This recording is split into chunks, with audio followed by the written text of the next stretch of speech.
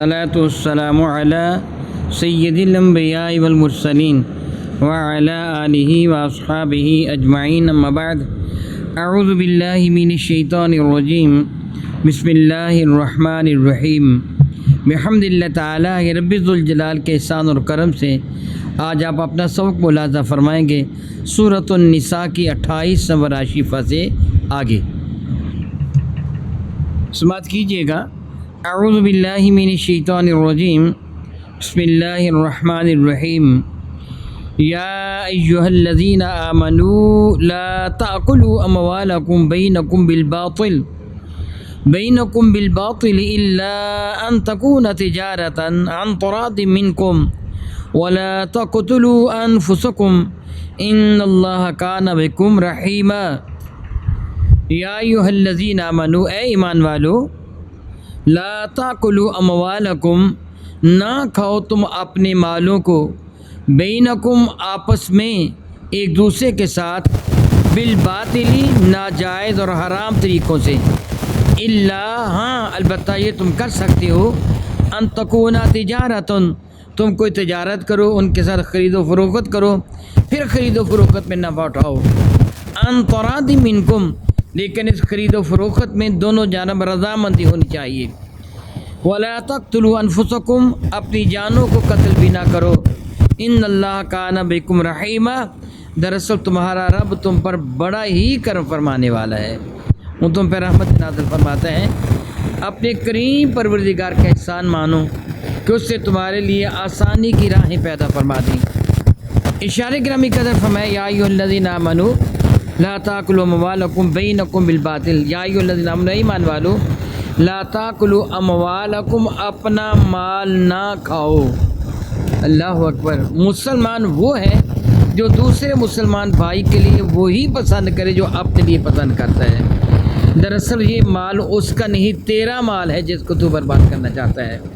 دوسرے کے مال کو یہ سمجھ کہ اس کا نقصان اس کا نہیں، یہ میرا نقصان ہے۔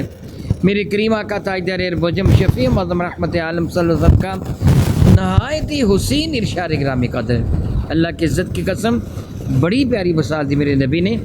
ارشاد فرمایا، مفہوم حدیث ہے، سارے ایمان والے ایک جسد واحد کی طرح ہیں، ایک جسم کی طرح ہے۔ اگر پاؤں میں تکلیف ہو تو آنسو آنکھ میں آتا ہے، پاؤں میں تکلیف ہو تو آنکھ روتی ہے، سر میں درد ہو تو سارا بدن بے چین ہے، ہاتھ میں درد ہو سارا بدن بے چین ہے۔ ایمان والو، تمہاری مثال ایک جسد واحد کی طرح ہے، ایک ایمان والے کو تکلیف ہو تو تم سب کو درد محسوس ہونا چاہیے۔ دوسرے کے درد کو اپنا درد محسوس کرو، دوسرے کے دکھ کو اپنا دکھ محسوس کرو، دوسرے کو نقصان کو اپنا نقصان محسوس کرو۔ فرمایا، اپنے مال کو باطل طریقوں سے نہ کھاؤ، جائز طریقے سے اپنے مال کو کھاؤ، بینکم، آپس میں ایک دوسرے کے ساتھ، ہاں البتہ الا ان تکون تجارتا، ہاں البتہ تم تجارت کر سکتے ہو، لیکن تجارت میں شرط کیا ہے؟ ان تراض منکم، تم دونوں اس معاملہ میں راضی ہو۔ اللہ اکبر، اللہ اکبر، اللہ اکبر۔ پروردگار عالم ہے نا، علیم بذات صدور ہے، دل کی چھپی ہوئی باتوں کو بھی جانتا ہے، جو آئندہ ہونا وہ بھی جانتے ہیں۔ بعض اوقات کسی آدمی کو آپ ایسا مجبور کر دیتے ہیں، اس کی مثال دے کے سمجھاتا ہوں۔ تمہارے کھیت آگے ہیں، اس کا کھیت پیچھے ہے، اس کو تم راستہ نہیں دیتے ہو، میں نہیں راستہ دوں گا، وہ مجبور ہو جاتا ہے، پانی نہیں پہنچنے دیتے، مجبور ہو جاتا ہے تمہارے ہاتھ بیچنے پر، پھر وہ مجبور ہو کر بیچتا ہے، تم اونے پونے اس کو خرید لیتے ہو، اس میں وہ راضی نہیں ہے، یہ خریداری حرام ہو گئی، یہ جائز نہیں رہی۔ تجارت کر سکتے ہو، لیکن اس طرح نہ ہو کہ دوسرے کو دھوکہ دے دو، فریب کرو، چکر بازی کرو، دوسرے کو ایسے نہ ہو کہ وہ بیچارہ دے کر بعد میں سوچے کہ وہ میں تو بڑی بری طرح پھنس گیا، میں نے تو غلط چیز لے لی، معاذ اللہ تعالیٰ سے، معاذ اللہ تعالیٰ، ایسے نہ کر۔ یہ دنیا میں تم ایسے کر لو گے نا، خدا نہ خاصہ تمہاری آخرت برباد ہوگی، پھر کیا کرو؟ دنیا کی دولت تو کسی اور کے پاس چلی جاتی ہے۔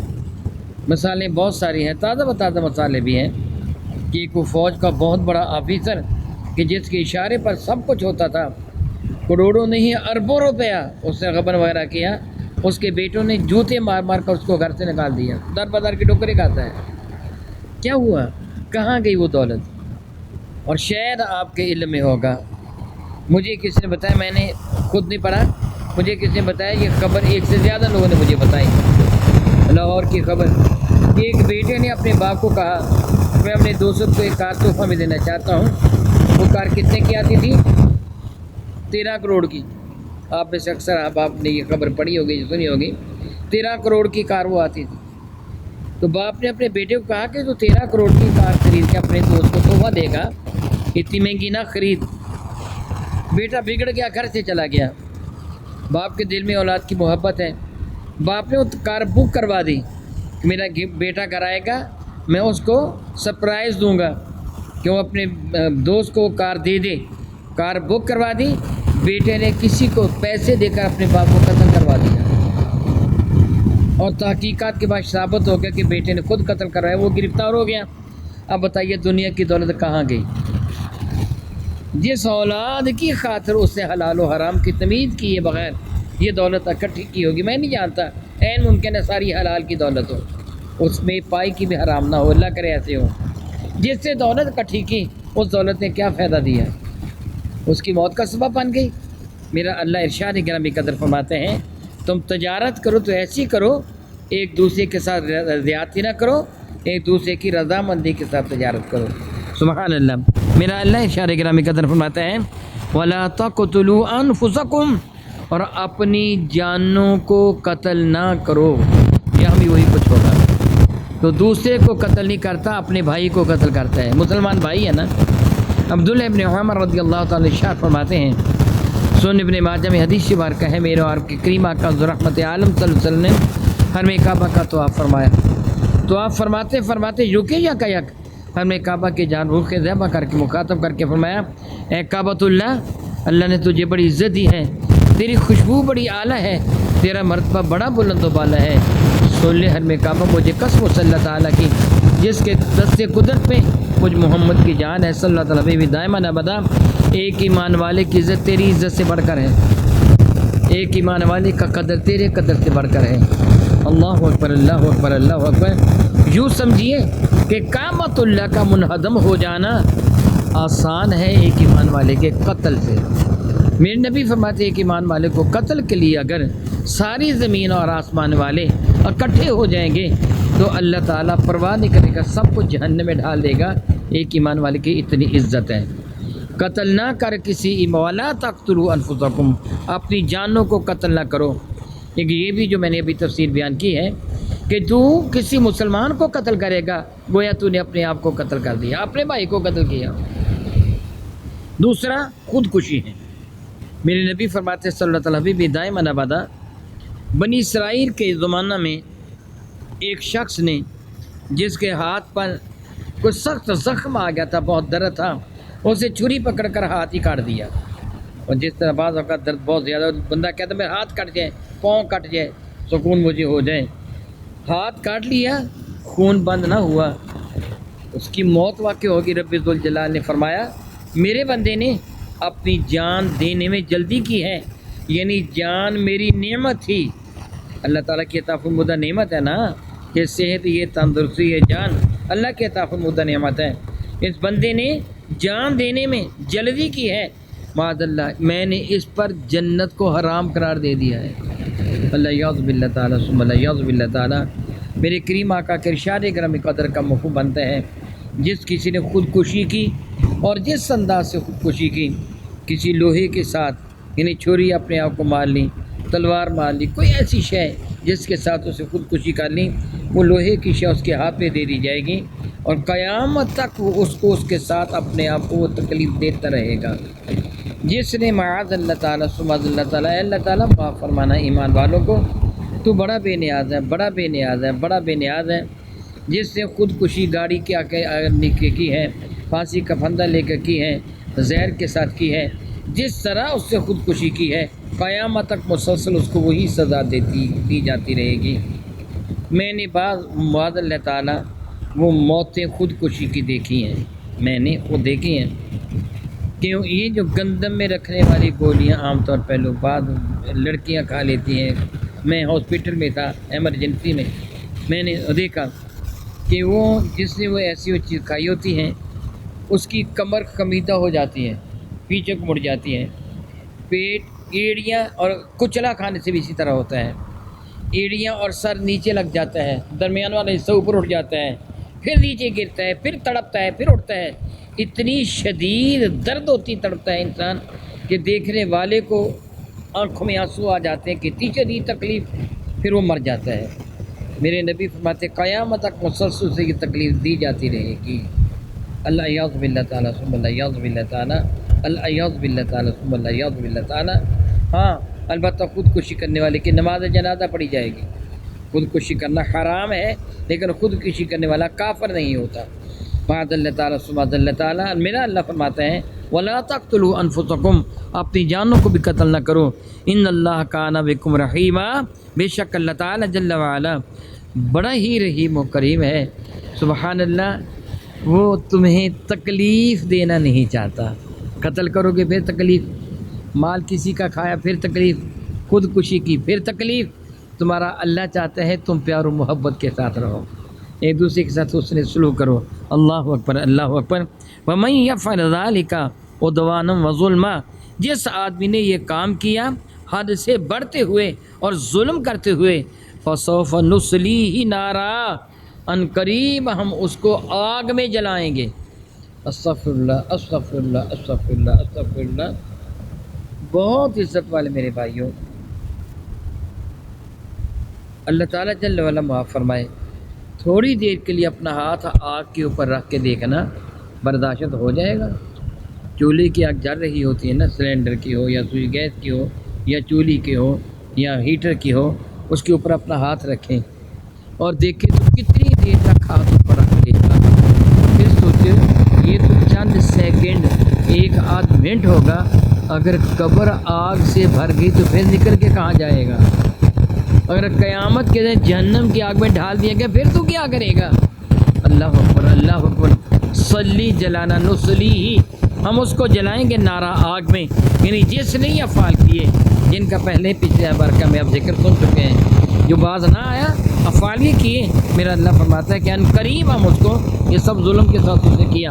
وَمَن يَفْعَلْ ذَلِكَ عُدْوَانًا وَظُلْمًا، جس نے یہ افعال کیے اب سن چکے ہیں، کسی کا پرایا مال کھا لینا، ناجائز طریقے سے کوئی بھی ناجائز طریقہ اختیار کر لیں، اللہ اکبر، اللہ اکبر، اللہ اکبر، باطل طریقے سے مال کسی کا کھا لینا، ہم عموماً اس چیز کی پرواہ نہیں کرتے۔ میں آپ کو ایک بات سمجھاؤں گا، جو بات میرے ذہن میں اب آ گئی میں ضرور سمجھاؤں گا۔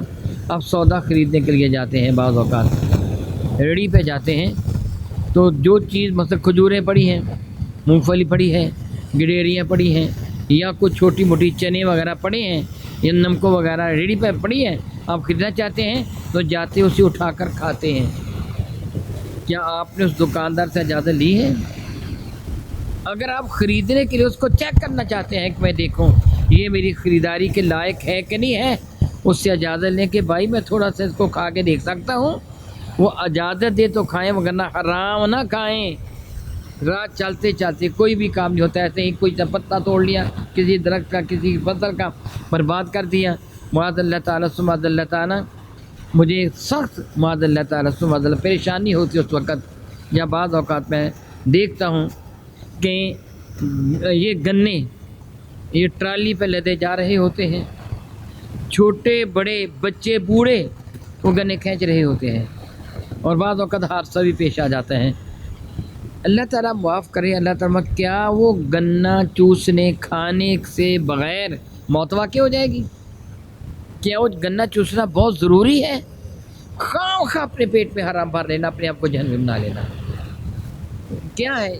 وہ ریڑھی جا رہی ہے، اور چند دن پہلے آپ جانتے ہیں عید کے دن مانا والا میں ایک ڈرائیور کا ایکسیڈنٹ ہوا نور الہدا کے ایک طالب علم کے ساتھ، یعنی وہ ہمارے اسکول میں پڑھتا تھا، نور الہدا میں ایکسیڈنٹ ہوا، اس کے اوپر یہ کولڈ ڈرنکس تھا، پیپسی کو ٹیم سپرائٹ وغیرہ ڈالے پر ایکسیڈنٹ ہوا، بچہ بچ گیا، چوٹ لگی اسے، ڈرائیور ڈر گیا شاید چوٹ سیریس لگی، وہ بھاگ گیا، اس کے بھاگنے کی دیر تھی، ارد گرد کے دکانداروں نے عید قربانی کے دن جب لوگ اللہ کی رضا کے لیے قربانی کرتے ہیں وہ سارا ڈالا لوٹ لیا، بتاؤ اگر وہ بوتل نہیں پئیں گے تو موت واقع ہو جائے گی۔ حرام کھانا ہم معمولی سمجھتے ہیں، اللہ یعوذ باللہ تعالیٰ، میرا اللہ کیا فرماتا ہے، جو باز نہیں آئے گا ایسے کام کرے گا ہم اس کو جہنم کی آگ میں جلائیں گے۔ اللہ یعوذ باللہ تعالیٰ، وَكَانَ ذَلِكَ عَلَى اللَّهِ يَسِيرًا، اور یہ اللہ تعالیٰ پر بہت آسان ہے، کوئی مشکل نہیں ہے کہ اللہ تعالیٰ جل وعلا کسی کو جہنم کی آگ میں ڈالے، اسے کچھ ہچکچاہٹ ہو نہیں، وہ بے نیاز ہے، وہ سبحان ہے، وہ صمد ہے، اس کو کوئی فکر نہیں ہے، ساری دنیا بھی جہنم میں چلا جائے اس کو کوئی فکر نہیں ہے، وہ بے نیاز ہے، فرماتا ہوں اس کو جلائیں گے۔ میں آپ کو بطور نصیحت یہ کہوں گا، شاگرد اولاد کی طرح ہوتے ہیں اور استاد باپ کی طرح ہوتا ہے، میں بطور نصیحت کروں گا کبھی کسی کی کوئی شے بغیر اجازت کے نہ کھائے، اپنے آپ کو لا کے جہنم نہ بنائیں، وہ جہنم کی آگ کے کوئلے ہیں۔ اپنی اولاد کو کوئی بھی چوری چکاری کی، عیاری کی، دھوکے کی، فریب کی، چکر بازی کی دولت اپنی اولاد کو نہ کھلائیں۔ میرے نبی فرماتے ہیں جس نے اپنی اولاد کو حرام کھلایا اسے جہنم کی آگ کے کوئلے کھلائے ہیں، اور جو حرام چھوڑ کے مر گیا وہ اپنی اولاد کے لیے جہنم کی آگ چھوڑ کے مرا ہے۔ اللہ باللہ تعالیٰ ثم اللہ تعالیٰ، اپنے آپ کو برباد نہ کیجیے، رب کائنات جل اللہ آپ کو اور مجھے ہمیشہ ان کاموں کی توفیق دے جس سے اللہ بھی راضی ہو اور اس کا نبی بھی، آمین ثم آمین، او کما قال اللہ تبارک و تعالی، واللہ تعالی اعلم بسرار کتاب۔